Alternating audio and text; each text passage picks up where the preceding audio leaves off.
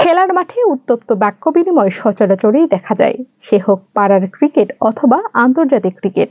তবে আন্তর্জাতিক পর্যায়ে হাতাহাতি মারামারি খুব একটা দেখা যায় না। এমন ঘটনা ঘটলেও কঠোর শাস্তির মুখে পড়তে হয় অভিযুক্ত ক্রিকেটারকে। তবে বুধবার ঢাকা মিরপুর স্টেডিয়ামে দেখা গেছে এমন দৃশ্য। বাংলাদেশ ও দক্ষিণ আফ্রিকা ইমার্জিং দলের দ্বিতীয় 4 দিনের ম্যাচ শুরু হয়েছে মঙ্গলবার।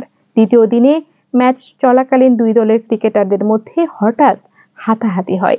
ঘটনাটি 105তম ওভারের প্রথম বলে ডাউন দ্য উইকেটে গিয়ে ছক্কা মারেন রিপন। এতেই মেজাজ হারিয়ে ফেলেন দক্ষিণ আফ্রিকার এন্টুলি। দুই ব্যাটার যখন ক্রিজের মাঝে, তখন কিছু একটা বলতে বলতে এগিয়ে আসেন রিপনের দিকে। কাছাকাছি এসে উত্তপ্ত বাক্য বিনিময়ের মধ্যে আগ বাড়িয়ে ধাক্কা দিতে চান এন্টুলি, যা কয়েক দফায় হাত দিয়ে আটকানোর চেষ্টা করেন রিপন। কিন্তু এন্টুলি যে থামার পাত্র নন, উল্টো তিনি রিপনের হেলমেট ধরে টান দেন কয়েক দফা। পরিস্থিতি সামলাতে মাঠের আম্পায়ার কামরুজ্জামান ও আর্নো জ্যাকব এগিয়ে আসেন। এক পর্যায়ে এই দুই ক্রিকেটারকে সরিয়ে দিতেও সক্ষম হন আম্পায়াররা। তবে কখনো থামেনি এই প্রোটিয়া বোলার। হাত উঁচিয়ে কিছু একটা বলতে থাকেন রিপনকে। এই ধরনের ঘটনার পর খেলোয়াড়রা সাধারণত স্থির থাকতে পারেন না।